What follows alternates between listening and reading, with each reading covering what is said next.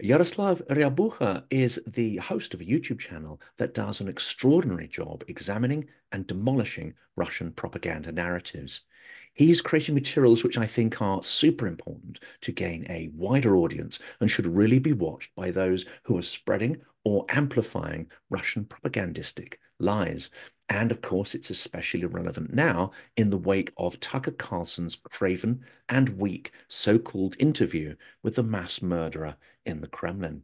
Welcome to Silicon Curtain. Please like and subscribe to help new people find our incredible guests on the channel, and also do add a comment because it really does help the videos to move up in the algorithms. Please also do check out Yaroslav's channel. He's got some amazing videos on there, and he's planning to create a whole host more of them. And I think these should be absolutely essential viewing for everybody who is following the Ukrainian side on this conflict. Also, please check out the list of Ukrainian charities, verified charities that are listed in the video. They are doing incredible work to help keep Ukraine resilient, and some of the charities will be helping civilians and some will be helping those who are veterans or who have been injured in the line of combat. But Yaroslav, I'm delighted to welcome you here. Thank you so much, Jonathan. I suppose we have to start with that elephant in the room, which is one of America's Tucker's chief interview. propagandists meeting, I don't want to name him, the murderer in the Kremlin. Have you watched it? Are you going to watch it? Are you going to watch it from a professional point of view so you can pick out some of the key narratives that came out in that so-called interview? Yeah, I just actually started watched for the first 30 minutes, and everything was as expected. Everybody played their expected role. Putin was lying, and Tucker Carlson was not asking a tough question, was not a journalist. So I don't see how this interview changed anything. It's just interesting to notice how delusional Putin is, and you can kind of start seeing the cocoon he's living in. I believe the cocoon is created because everybody is afraid to give him honest information, to give him honest feedback. And there are rumors Putin doesn't even know how to use internet. So he's marinating in this decades-old cocoon, and it's getting even closer and tighter. And of course, the interview perfectly summarizes it, how he was blabbering about 1,000-year-old history to American audience whose country was centuries away from even being created, and how the hell does it even matter? It was like even Tucker was sitting there like with this kind of face. That was the best part probably of the interview. But overall, yeah, it was insane. Why would you give mass murderer a microphone to speak his genocidal ideas? Yeah, Especially without context. I mean, Tucker Carlson, I think the other thing we get from the interview, which is not a surprise in any way, is that Carlson knows absolutely nothing about, well, history generally, but especially history of the region, Russian history, Ukrainian history. And this is a real problem, isn't it? yeah, for sure. And it was one of the parts where Putin blamed Poland for starting the Second World War, and I could see how he tried to trace back the blame on the victim, in the same way he wanted to mirror that Ukraine is to blame for Moscow's invasion. But of course, it's what's the good English expression? The facade, or Yeah. It's just a pure veneer, isn't it? yeah. It's so thin. I think I haven't seen this part yet, but there's also a point I think where Putin claims that Zelensky's father fought on the side of the Nazis in the Second World War. A superficial amount of fact checking would tell you that it's highly unlikely that anyone Jewish Yeah. did that. But also, his father was born 2 years after the end of the Second World War. So there are basic factual errors in there, which, of course, are not corrected by Carlson. Not corrected, but they're congruent with Putin. How, like, to the Oliver, he showed a video game and said it was real events. He's constantly surrounded by actors. We see how his head is being video edited on top of someone else's body. This man, if he says something truthfully, it's probably it's probably a miracle if he says something truthfully. So it was totally congruent. It's just funny at this point. Well, let's start exchanging some common Russian tropes. People familiar with this channel will know that we mention these quite a lot. We don't go into the sort of deep historical detail, and that's kind of the bit that I'm actually fascinated in this conversation. And it's probably we'll just maybe take turns in listing out some of the most dangerous and some of the most toxic tropes and ideas. But also, I think it's interesting to talk about the provenance of them because many people will think that a lot of this is due to Putin and has come up during Putin's regime, or even in the context of the war since 2013. But actually, a lot of these tropes have extremely deep cultural roots, don't they? Now, especially the ones about Ukrainians. As someone who speaks Russian and has been in Russia for a long time, what always struck me is that even extremely well-educated Russians would laugh at the idea of Ukrainian. They find Ukrainian funny, amusing, a provincial or peasant language. Second And of class. course, second class, absolutely. So this isn't just a trope that is used to other Ukrainians. It's something that has extremely deep roots. I mean, how do we explain that? It is purely racist. If I laughed at someone who had, say, an Irish accent or who was from Liverpool or the north of England, who was using, colloquialisms I didn't understand, for instance, to use even a less extreme example, it would be seen as pure racism if I sort of mocked them for that. How did that came to be? That's their culture. That's their customs. That's actually their greatness. One of the greatest weaknesses in this war, their exaggerated grandeur that they've been raised since they were little babies, and their grandparents were raised that they are this most God-given nation. They have a saying that goes, "God is with Russians." They have it on T-shirts and stuff like that. They really believe they're special. It's basically fascism superiority complex from the get-go. And actually, if you look at the propaganda that was propagating in Soviet Union, you could see how in the movies Ukrainians would play a role of an idiot, and then Russian would play the role of a savior. And this would be relatable to every other also nation, not just Ukrainians. So from the and they were doing it with the reason to make Russians as a backbone or backbone ethnicity, backbone nation of Soviet Union, so that more and more people would convert to being Russian, so that there'd be less chances for Soviet Union to break up under national pressure, as that's why Lenin.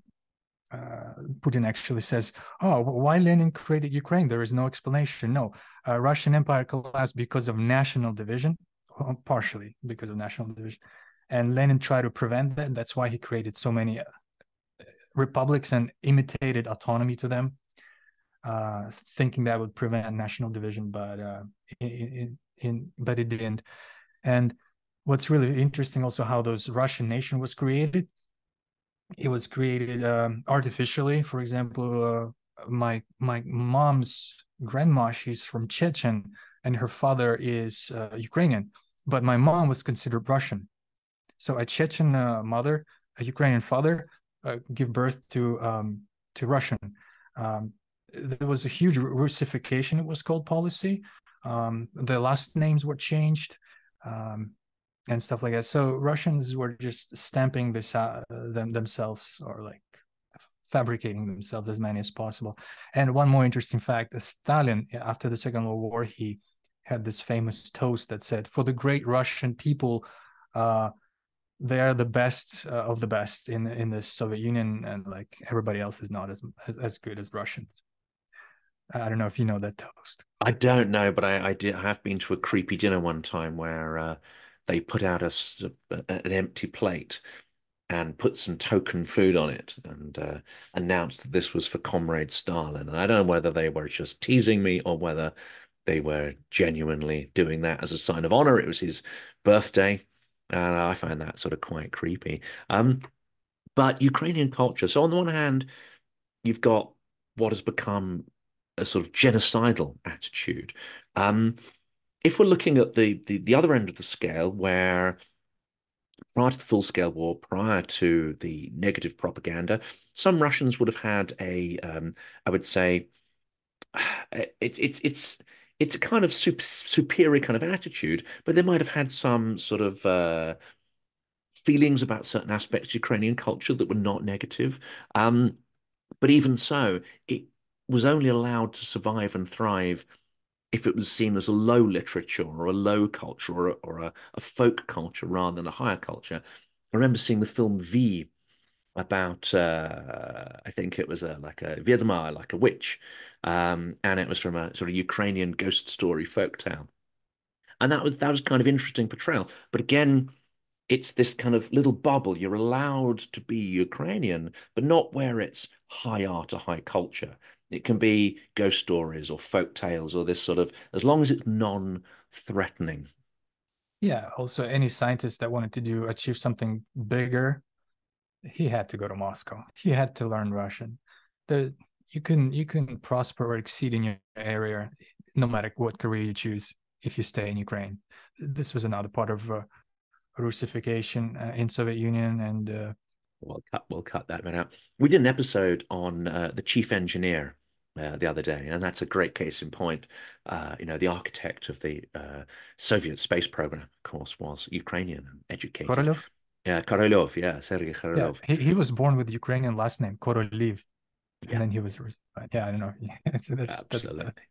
Well, that's a great video to check out. So let's turn to yours. I mean, what are you obviously are tracking these tropes and weaponized historical mythologies. You've covered some fantastic ones on your channel. You also break down various sort of speeches and fact check people like the presidential candidate Kennedy.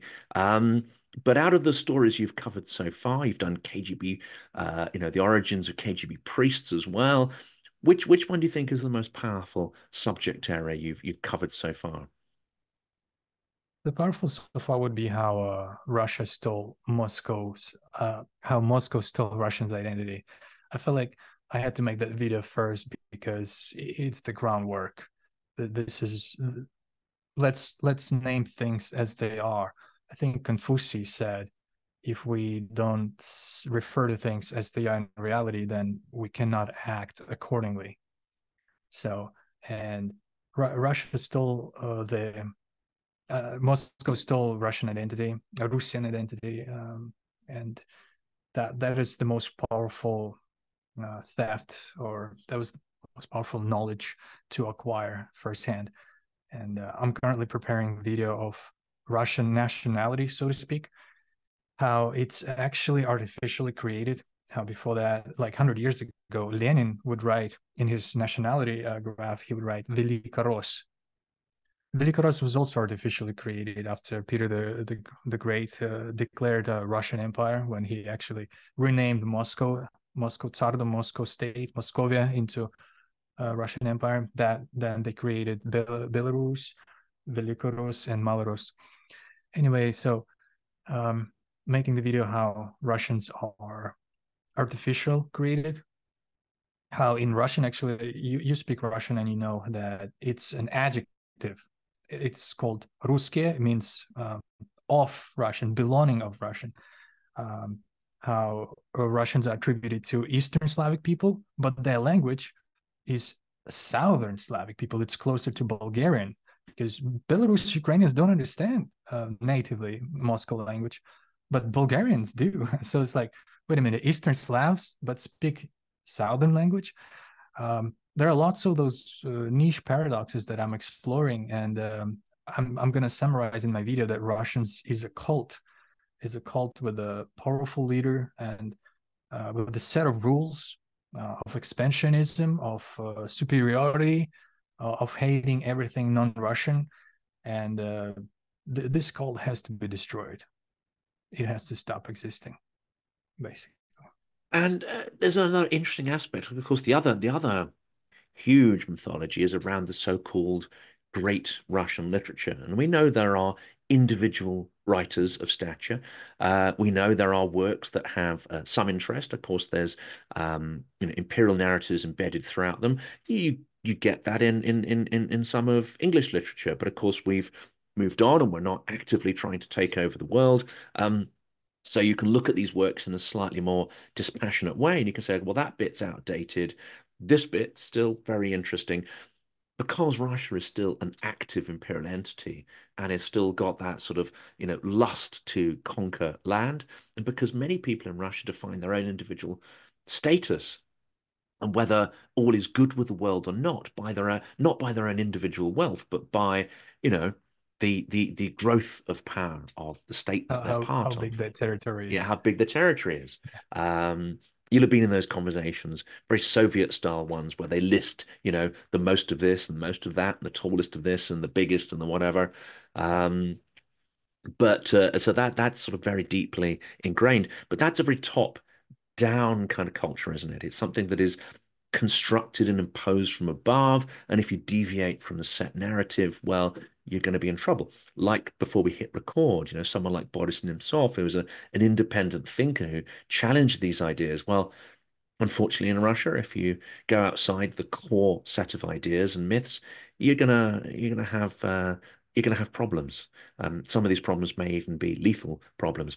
Strikes me that Ukraine is much more, in some ways, anarchic but organic.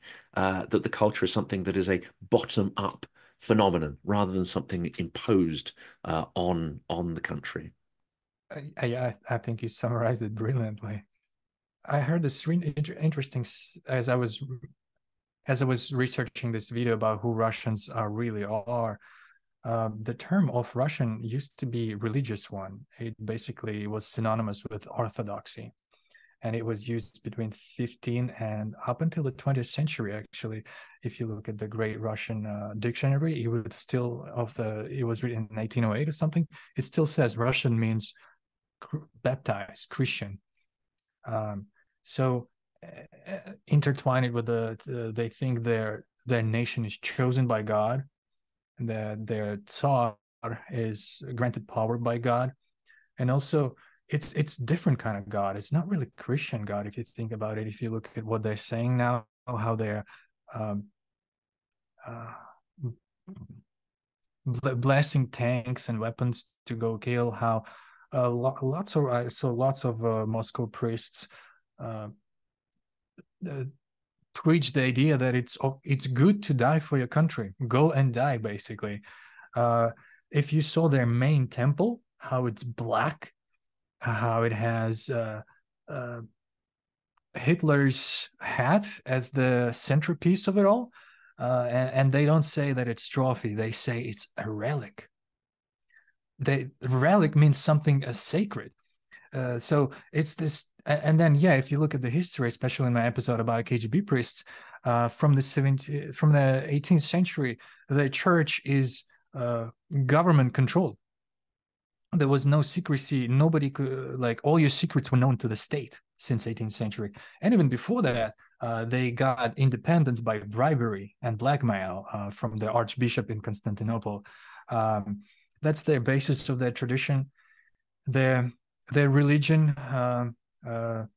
makes them kind of this is what is being, this is the cult I'm exploring right now, the religious cult that has nothing to do with Christianity, that makes them feel special, and you are either in the cult or you're not. That's it. And this is cult-like behavior, us versus them, black and white. Actually, Trump has that going for him too. This book about cult of Trump, it's in my reading list. Can't wait to read it. But as far as I see, being Russian corresponds really well to a cult.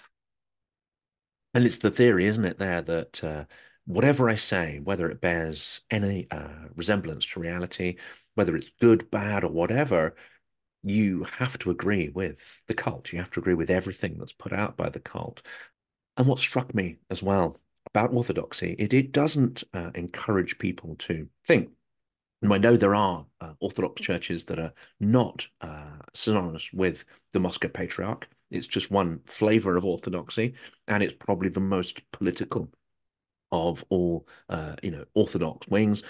There are other types of orthodoxy out there that are far more organic. There's even a rival, Russian church in exile that has a different sort of structure and so on. But there's an element of superstition, and this is what struck me as being quite extraordinary and sort of almost pagan, is that you can believe all sorts of magical thinking, not just horoscopes and stuff, but you can believe the most wild, sort of superstitious ideas. And it's not necessarily seen as being contradictory to orthodoxy.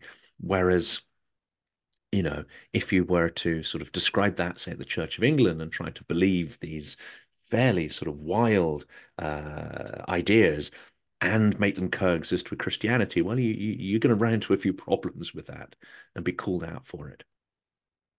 Yeah, what you're referring to is a classic doublethink in Orwell's 1984, and which is kind of like because he wrote 1984 based on Soviet Union, but he wrote it about potential future of Soviet Union, which happened to be kind of like reinforcing itself. And now 1984 is their instruction manual how to run the country.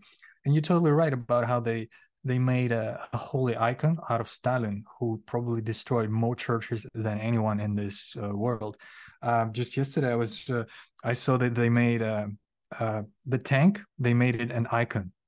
They made a tank to be prayed for. As I'm saying, their religion has nothing to do with Christianity or Orthodoxy. It's an imitation. Just like as their constitution is imitation that says that constitution says that Russia is a federative republic, right? Federative republic, yeah. Come on, Russia is one big imitation. I actually have an episode about that as well, how they actually haven't produced pretty much anything original. Everything they have is copied, appropriated, or stolen, or licensed, or completely made up. Fun fact, Kremlin, it's a Turkish word, and it was built by Italians. Like if you point on anything, I have an episode about that. Yeah, absolutely. And perhaps one of the greatest works of architecture, so the story goes, which is St. Basil's, one of the greatest works of native architecture. And so the story has it that Ivan the Terrible blinded the architect after creating it so that he couldn't do anything to surpass it. There does also seem to be this idea of almost a terror of creativity and the need to suppress it. And if there is something, intensely challenging and creative, then you need to own it and appropriate it. And you kind of can't do that if the creator is there to contradict you. And we've got an episode on the channel about futurism and how many of the futurist artists were Ukrainian. And the Bolshevik movement was actually very keen to tap into the energy and dynamism and so on, especially for its propaganda on this movement, because it makes what essentially is an extremely backwards looking regime look like it's forward looking, another piece of façadery, as you say. But in order to achieve that, they had to steal the artworks and kill the artists, which of course is what happened to most of the leading artists in the futurist movement. Imprisoned, shot, etc. And we know that from many Ukrainian writers and other nationalities indeed. But this seems to go back several hundred years, this need to control. yeah, totally.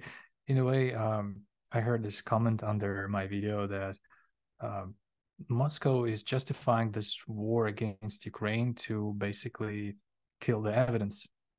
They're trying to make Ukrainians not exist. Because as long as Ukrainians exist, we are the real descendants of Rus and people who lived in actual Rus, whose identity Moscow Empire stole. So as long as we exist, we are an evidence to their crime. And that's partially why Putin goes so genocidal on Ukraine.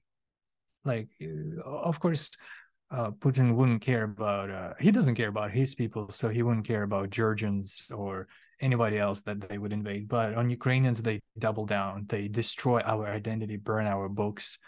They deny we exist. They deny our language. They deny everything that we have. And you can see the theory about Ukraine evolving over centuries, how before when Russian Empire was created in 1721, they said there was little Russians, there were great Russians, and then there's Belarusians. This is just like descendants of Russian state. So that it didn't work for them because it was a lie. The real descendants of Rus state are Ukrainians, not Belarusian, not Russian. Belarusians are actually Lithuanians. That's another whole story. But anyway, that theory of three, like holy trinity, holy three people didn't work out for them. So after Soviet Union, they created another theory that Ukrainians and Russians are just one people. And now they're pushing this even further. And by saying we are one people, they deny we exist. And it's so easy to disprove it. Just Google old photos of Russians, Google old photos of Ukrainians, and it's just like night and day. The photos, the backgrounds, the customs, origins, language, completely different. And they actually, as I was researching who they are, they're not really Slavic in a sense. There are Finnish tribes over there in the 9th century. Chronicles speak about that. Archaeologists speak about that. Anthropologists that researched skulls, height. It's all confirmed. But I don't want to lean into this ethnic Slavic or Finnish people because I think it's kind of irrelevant. But it's clearly mistaken to attribute them to Slavic people. And they did appropriate Novgorod Republic in the 15th century. That was actually, they ethnocided it, they assimilated them. It was an independent state, but it exists no longer because Muscovits completely crashed it. It was the whole series, weren't there, of states from Suzdal to everywhere around Novgorod to Moscow. Vladimir. There, Kazan, the Golden Astrakhan, Ring, the Kazan, this Astrakhan, yeah. Red Wedding that was in Game of Thrones. I know it was inspired by Scottish events, but this actually happened with Muscovits in Kazan. They orchestrated this Red Wedding and they tied dead bodies to logs and sent them down the river to scare the population further. Muscovits, that's the true face, is bribing, pillaging, deportating, assimilating, claiming it's theirs, looting, as we can see consistently through all of their wars. That's what struck me, because I spent quite a lot of time in Novgorod, Great Novgorod, and of course it did suffer quite heavily in the Second World War, so a lot of stuff was destroyed there.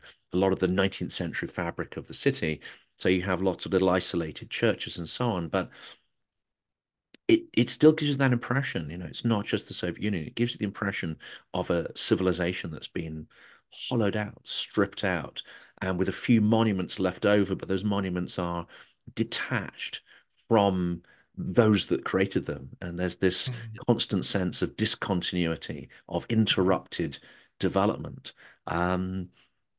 Ukraine seems not to have fallen into this. It seems somehow to have had a resilience that preserves elements of culture, language, identity. That must be intensely frustrating for Russia, the persistence of Ukraine, despite these centuries of attempts to crush it. How do you explain, though, the persistence? Because, the Soviet Union was an incredibly powerful destructive force for so many native cultures, which will not come back from that. The Belarusian language is all but extinct. How has Ukraine managed to really retain so much to the point where it can resist Russia, in the 21st century? Right, that's a really interesting question, and I think we were on the verge many times in history, but kind of.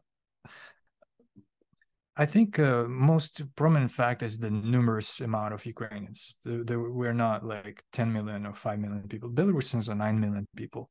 Ukrainians are 40, 30 million people. And we span quite a big territory, and we do inherit all the Russian traditions. Our coat of arms is actually the Russian ruler, Vladimir the Great. Our national cloth derives from Russian kings of... So Russian identity being already really developed, I think it just inertia-wise, it just kept going. And also a big part of it, actually, a big part of it was because Western Ukraine, for the most of the time, was under either Poland or Austro-Hungary, which were, of course, they didn't they didn't claim Ukrainians don't exist. So Ukrainian language was perfectly fine there. Ukrainian culture is perfectly fine. And that's why everybody who was opposing Moscow regime, they fled to Western Ukraine. And of course, Ukrainian Cossacks that existed for several centuries, the one that actually were the first one to call themselves Ukrainians, they were the ones also. So over here and over there, I think in the history, Ukrainians or Ruthian people had islands of liberty, so to speak, or islands of breathability. Our great prophet Taras Shevchenko, who probably raised our nation, didn't let Ukrainians forget who we are. His book Kobzar was in everybody's family, and of course he was banned by Moscow, and he was exiled by Moscow. They didn't like it, but his voice was really strong. So I think that, and if you look also at the history, Muscovites are really great at deporting people, like the Crimean Tatars, also Novgorods. They've been practicing this tradition for a while, and Ukrainians were just too numerous to deport. So I think all those factors combine, and yeah, it does serve them to greatest frustration. I've had some conversation with Putin supporters who were just furious we exist. They were like, "You are a scum that we didn't finish," and like they just furious we exist. Of course, and if they don't succeed in Ukraine, you can bet they'll take it out on somebody else. Central Asia, Georgia. There are plenty of people who they have maybe not quite the same level of hatred towards, but there are plenty of people they can try and take it out on. I think there will be nobody left to take it out on. I think the hate will be internal. Once they cannot express the hate externally, maybe you're right. Maybe they will find some kind of gap to squeeze it into Georgia or Kazakhstan. But I think that hate will turn against them. Like we saw with Prigozhin, what do you call it? Rebellion. Mutiny, I think, is more mutiny, the right phrase. Yeah. The reasons for that are still there. The reasons of incompetence of governance, incompetence in the army, corruption. Those reasons didn't go away, and this hatred is it just gotta, it's a race. Well, lastly, let's examine the reasons for it, because of course, power control is one thing. Having the desire to have an empire, of course, having such a huge territory can only be kept together really by coercion. I think this is a problem which no one in the West is really grappling with yet, which is what kind of Russia or what lack of Russia is required after this war is over. But it's not just about empire purely for the sake of it.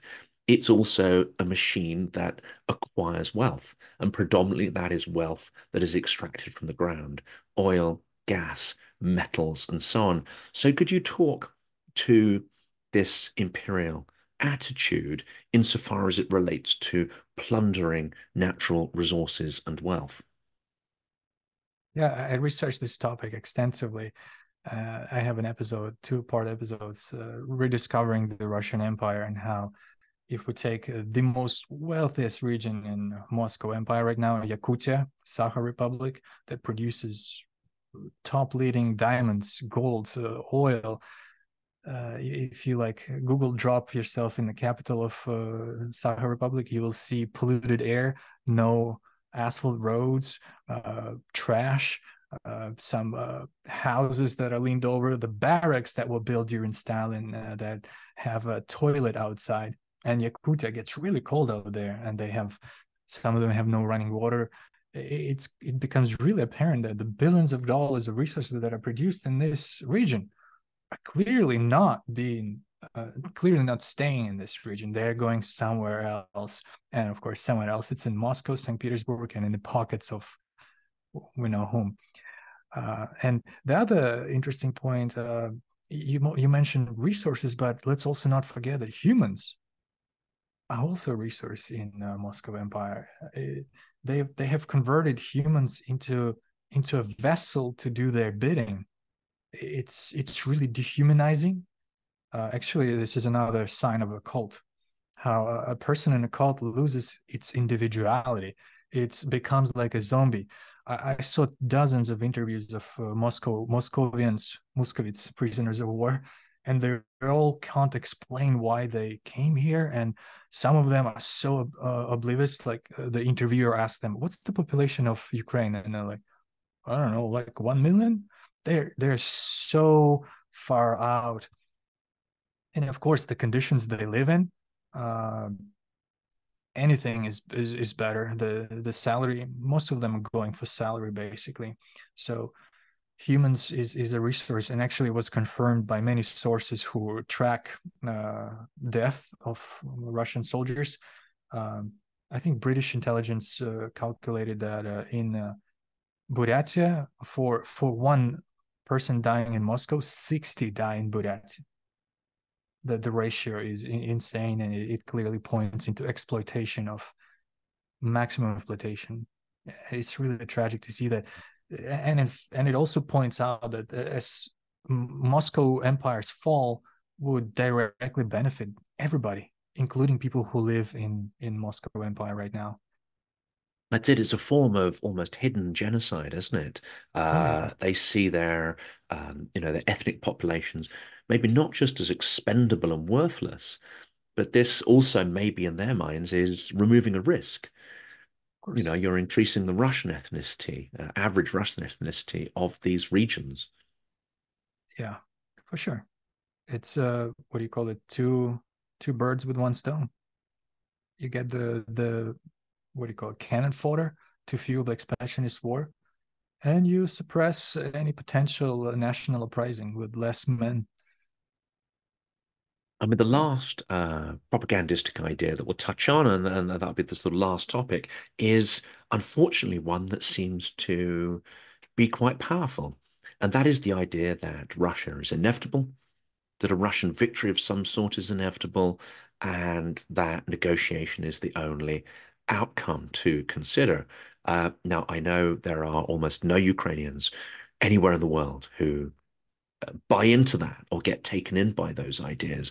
But unfortunately, there are people in geopolitics, there are people in the security industry, there are, various apparatchiks, policymakers, politicians around the world who do seem to buy into this idea of fearing Russia and somehow seeing it as inevitable, eternal, etc., etc. Yeah, I'm well aware of this myth. I have a college buddy from the United States who says, quote, "There is no military win over Russia." And of course, nobody is in this context, nobody speaks about occupying Moscow. No. By military, I mean, if we define it, Ukraine liberates its territories. And yeah, it's completely possible. And Oryx, the independent journalist who counts destroyed Russian tech, counted over 2,000 tanks. That's the great evidence. Just Ukraine needs more weapons to destroy more. So it's a complete myth. And on top of that, if we look at the history, Moscow had some of the most, I want to say, laughable and humiliating defeats. Crimean War, how they sank their own fleet. So that's their tradition. Japanese War, the first ever war that white race lost to Asian race, how they went around Africa, and by the time they reached Japan, they lost most of their fleet. It's all exaggerated grandeur. It's all facade. As we saw on the paper, Moscow should have captured Kiev in 3 days. But that paper is a facade. We saw the reality, and everything is like that. So, and we have a proverb. I don't know if you heard it. The closer you are to Moscow, the less afraid of them you are. Because Yeah, and you're that gonna certainly see works with the Baltics, doesn't it? the And Baltics too, Poland. Yeah. yeah. And now it'd be fascinating to explore more of these. Unfortunately, in the environment this year, where there are so many elections going on, in the US election, it's incredibly important, I think, to be aware of the propagandistic tropes. It's very important to be aware of who out of Western politicians and leaders are both consciously and unconsciously communicating these tropes. So I advise people to definitely tune in, watch the channel, watch all those materials, get educated, and tune in to what Russia is trying to make us believe. And we need to peep behind that sort of, thin, dirty facade to the reality, which is one of weakness, trauma, squalor, etc. Russia can be beaten. Russia should be beaten. And if Ukraine is supplied properly, Russia will be beaten. I think we just need to keep repeating that. Exactly. Amen. Yaroslav, thank you so much. Slava Ukraini, and I look forward to speaking again. Thank you, Jonathan. Herojam Slava.